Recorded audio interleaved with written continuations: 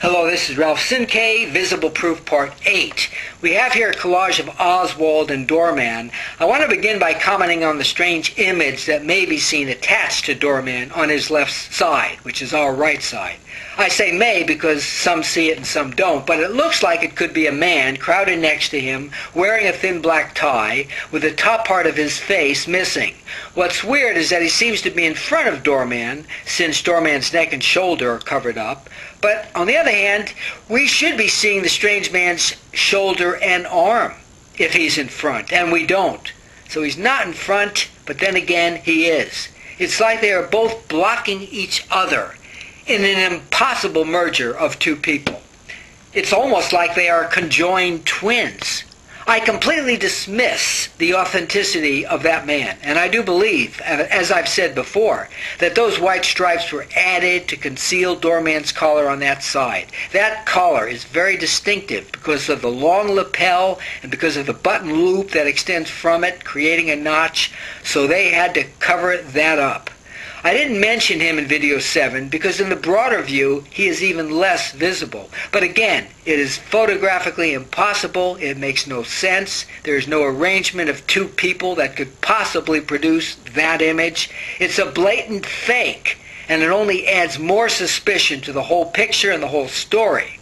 But getting back to the collage, you can see the general likenesses in size, shape, and dimensionality. You see the bagginess of the shirts on both. You see the V-neck t-shirts on both. And then when we look at their collars, the right collars are a perfect match. You see the collar and the small pseudo-lapel below it on both. And there's no question that it's the exact same form. And then likewise on both, on their left sides, to our right, you see the long lapel that runs clear down the length of the garment. The difference is that on Doorman, the white stripes completely cover up his collar on that side. So all you see is the lapel. But you can see the visual evidence of that lapel very well. And the reason is that the material is much thicker on that side. It's thicker because the material is folded over into the lapel.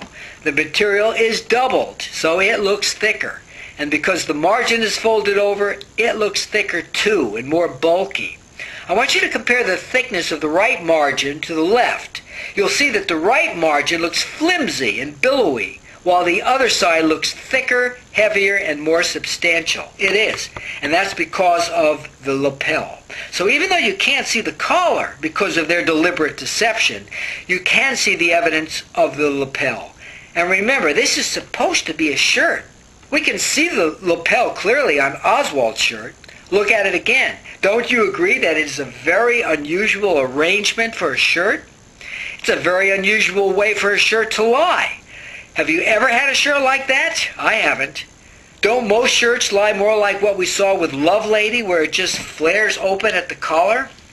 But the main point is that both of them have got a collar with a small lapel on the right and a collar with a long lapel on the left, and that is a very strange way for a shirt to hang. But it is hanging like that on both of them.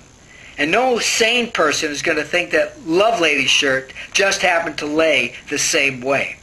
Now I want to comment about the shirt pattern. That is the only thing that has been associated with Lovelady. Blow it up as big as you can. Notice how inconsistent it is. You see white blotches, but you also see black blotches. Look above his wrist and you'll see a black blotch. And it is jet black, totally out of keeping with the rest of the shirt. But there are also areas between the blotches where it just looks grainy. And that's the word, grainy.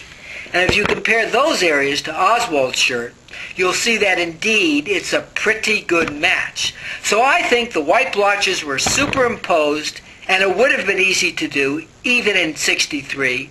But again, if you look at the big picture, the way the shirts are unbuttoned, how the t-shirts are exposed, how the collars and lapels are matching on both sides, that has got to be the same shirt. And if it's the same shirt, it has got to be the same man.